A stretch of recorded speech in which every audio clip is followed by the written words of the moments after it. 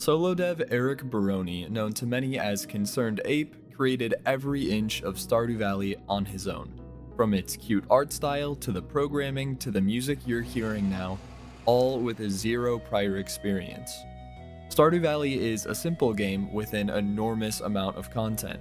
You're a little disgruntled office worker who inherited a farm in the valley from your dead grandpa, meaning you get to start a new life as a farmer in a small town. So basically, the possibilities are endless. You can have relationships with the villagers, raise animals, grow crops, participate in holidays, hang out with talking apples. This game has it all.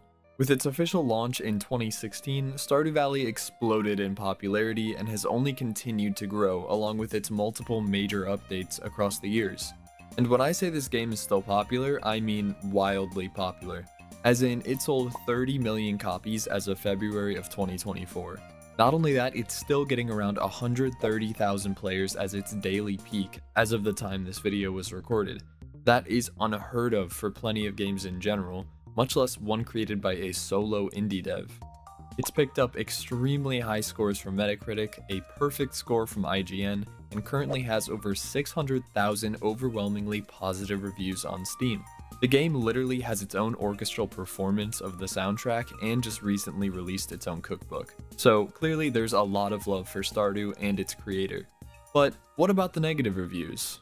No sex Robin. 0 out of 10. Can't sex Wizard. Can't sex Linus. Can't sex with Lewis. No sex. Why is there no sex? There literally is sex. You can get married and have children. Shut up, shut up, shut up. Like practically any other game on the market, a lot of the negative reviews can pretty much just be ignored. I would say that around 70% are either lame no sex jokes like those, or just secretly positive reviews like this one where everyone just tells you to stop reading negative reviews and buy it. And then there's these, which are totally valid by the way. These ones I agree with. But looking past the reviews that got the whole squad laughing, we need to get to the actual criticism. And one that I saw way more often than I expected was that the game is too stressful. Take for example this person, who said they get easily stressed with a packed to-do list. That's fair enough, but that's not really the game's problem. Stardew didn't make that to-do list, you did. They then go on to say that it became too stressful because time management matters. And this is partially true, but also not really. You wake up at 6 AM every morning and have to be in bed by 2 AM. Those are the only true rules of the game. For some reason, people assume that means I have to do the things I want within one in-game day before falling asleep, which causes me to lose money. Maybe you're just greedy. No, but actually, from the moment you wake up, from when you decide to sleep, it's up to you how you want to use your time. There is zero time-gated content in Stardew Valley. You can be as slow as you want, doing literally anything. There's no game over, and there are no fail conditions. The only point in the game that you kind of are under a time crunch are these little fetch quests that you can grab from the local store, or larger and longer quests on this quest board that you unlock a little bit later into the game. But nothing forces you to start these quests. You can do it when you're ready. They expire if you don't claim them, but that's perfectly fine because it tells you your reward. You know exactly what you're missing out on. If you're rushing or stressed at all, you kind of just aren't playing the game the way it's meant to be played. Unless you're in the Skull Cavern, which is stressful as hell and I hate it. There's also a solid amount of dislikes that mentioned the characters and relationship progression system, which is largely through gift giving and dialogue. Just hanging out with people you want to be friends with should get you somewhere. In real life, I don't have to offer bucket loads of fruit to my work colleagues for them to start appreciating me. Well, I don't know if you realized, but this game has talking apples and slimes, so I'm not too sure how much the in real life argument works here. But it's true. When you arrive in the valley, pretty much everyone that you can romance hates you off the bat for some reason, and unless you constantly make conversation and shower them in gifts, that doesn't really change. I really do feel like, again, this is just a case of rushing to get something done when you don't have to. If you're really trying to speedrun a relationship to marriage, then yeah, that will become a big part of the game. Otherwise, you can just kind of talk to and give people stuff whenever you feel like it. Nothing game-changing happens as you progress friendships other than some nice cutscenes and gifts given to you in the mail. So, is it realistic? No, of course not, but it's just how the game chose to do a friendship mechanic. But there are some other reasons why I totally understand that some people don't like the system. For example, this person says, the characters of Stardew is what I find most disappointing. There's very little meaningful social interactions between the player and the characters besides scripted events. And you know what? Yeah, this is pretty true.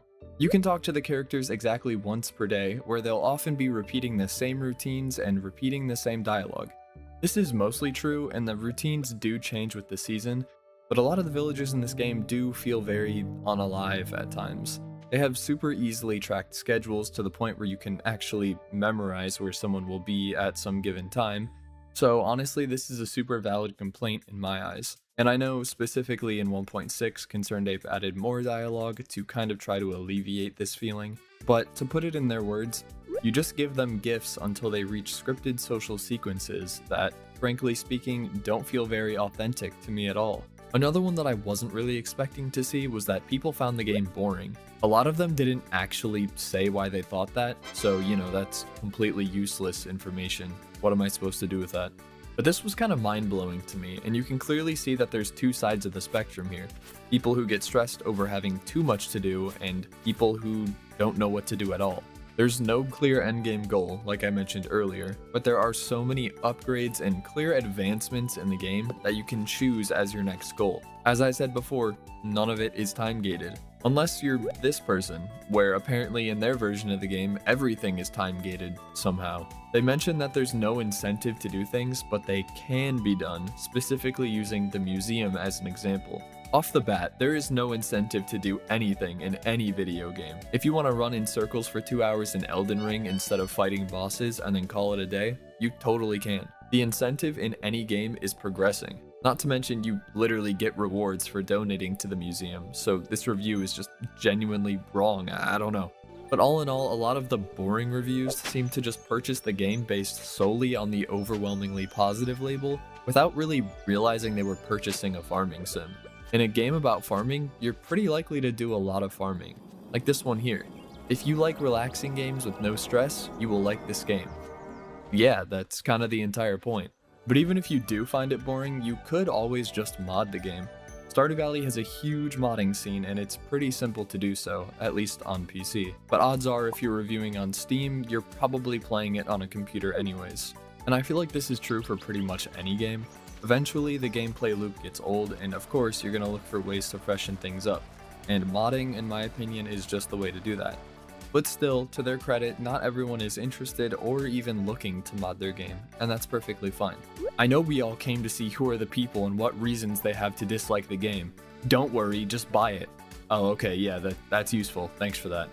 Beyond those, one of the most common complaints was about the multiplayer system. And these are actually valid complaints, at least prior to the most recent 1.6 update. And I actually have my own experience to share about this because I have literally never played Stardew Valley alone.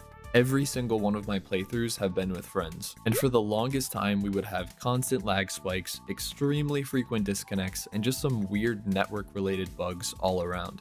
This was extremely frustrating because the network programming was extremely flawed. And I say was for a reason. Thankfully, at least for us, after the 1.6 update, most of those issues were fixed. But for anyone who played before that time though, the experience was pretty terrible. So for people like me who don't really enjoy single player, I would say those reviews are definitely justified. But so many of the negative reviews for this game are kind of just garbage. Some of them do actually have something halfway meaningful, but then there's some like this guy who's really pissed about this pixel squalor and pixel hoopla. But among the masses of dog shit, one negative review simultaneously sums up every other negative reviewer's thoughts. Stardew Valley just wasn't for me. Oh, and wooden fence.